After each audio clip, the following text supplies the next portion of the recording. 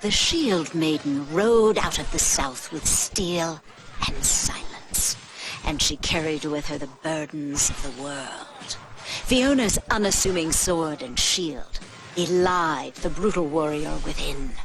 Her approach was measured, her defense precise, her attacks lethal. Her enemies quickly learned that a short blade could cast a broad shadow, a lesson none would get to share. It was a rare mind they faced. Her ability to read the battlefield, to counter and riposte, won her victory after victory against the deadliest creatures in the land. Indeed, it seemed none were able to penetrate her defenses. Should a foe attempt to smash through her guard, she would simply show them her long hammer and remind them of her superiority. For Fiona's was the spirit of the Sentinel, and it would not be broken.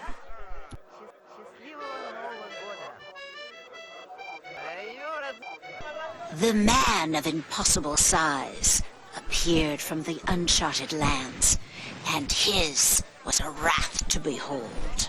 Karok trampled his foes, crushing them to paste with a ponderous pillar he tossed about like a twig. Even when his tool was gone, his savagery was not. Big and small alike, they were like dolls to him, and he was not one for play. He was a juggernaut of destruction. He pummeled and he bashed, his fists working like great hammers pounding at the anvil. Karok's strength never failed, for no beast could match it. The young blacksmith forged his rage in steel and set out to find the father he lost. Hurk cleaved through all who stood in his way with a great sword made to terrify enemies, butcher them like cattle.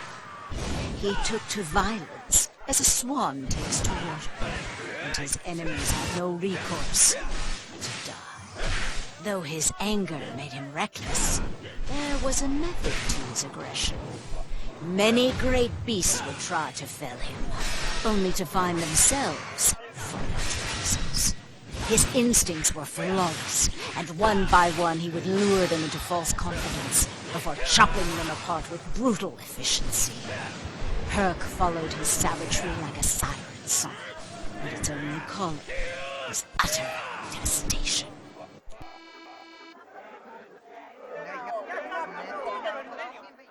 The mage came like a specter from the void, on a journey to break free of his past. Silas and his phantom daggers whirled through foes in a performance of pain, drawing forth shards of energy to carve a bloody path at his command.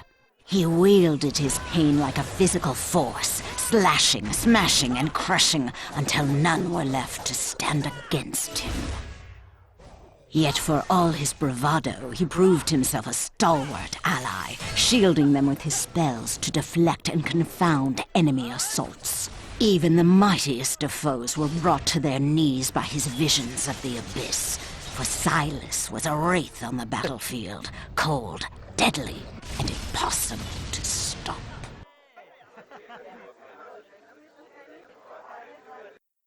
The Silver Witch appeared in a flash of lightning. Arisha's exotic spell sword and magical focus worked as one, driving back the dark with the brilliance of her spirit. None in this world had ever faced her kind. She came at them with a blade wreathed in the very ether itself, calling upon the forces of the arcane to demolish her enemy. She was a blinding streak in the dark, bewildering and deadly.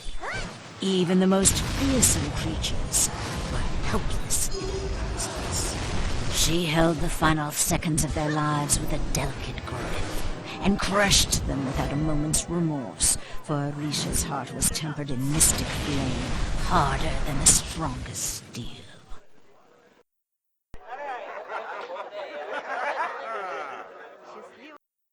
War came to the east, and the princess was forced to flee her kingdom.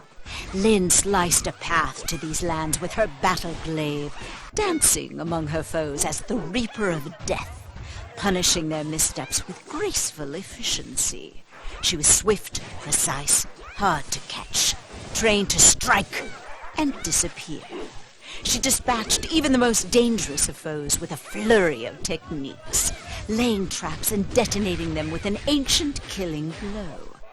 Lynn's tireless assault earned her a reputation as the whirling assassin from across the seas. But to her enemies, she would always be feared as the Queen of Destruction.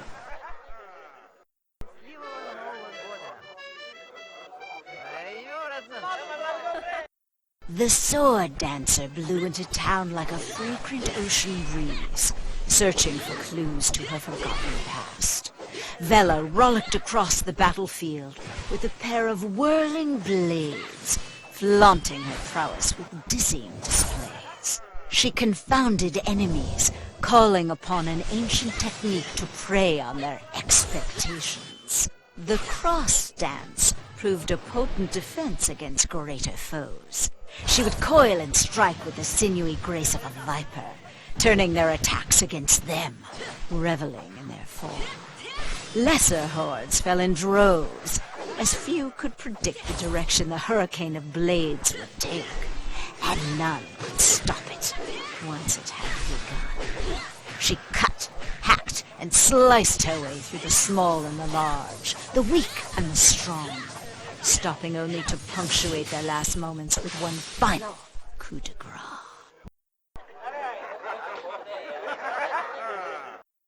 The Orphan came from the northwest, a slave, and bought his freedom with iron and blood. Lann's dual swords and spears left a crimson trail on his journey across the lands. His strikes seemed fueled by the gods themselves, flying with endless endurance, purchasing his life with every open gullet. Foes found him impossible to pin down, often stunned by the very blows they would try to deflect. It was as if his frenzy could not be put on hold. Even in the most dire moments, he would rise from the ashes to hack his enemies to pieces. Lann's overwhelming speed and ferocity have crushed many, and many more will fall before he is done.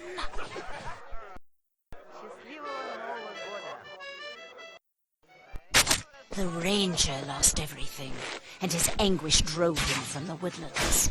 Kai descended upon his enemies like a storm, overwhelming them with a veritable arsenal of killing tools, custom-made to disorient and destroy. The northeastern winds had equipped him with physical conditioning beyond compare, and he surprised enemies with a martial style that never failed to impress. He was a silent executioner, a whisper from the mouth of death itself. Charges, assaults, giant monsters or packs of beasts. No combatant seemed to break his composure. All were dispatched with cold efficiency, left to rot where they had fallen. For he was a craftsman, and killing was his masterwork. Every foe was simply a puzzle waiting for the right tool, and every tool held a lethal surprise. And when the day came that his tools were not enough, he presented the world with his most devastating invention. His crossgun showered the land in blood, tearing life away with explosive precision. But no amount of bloodshed could quell Kai's roiling heart or ease his pain.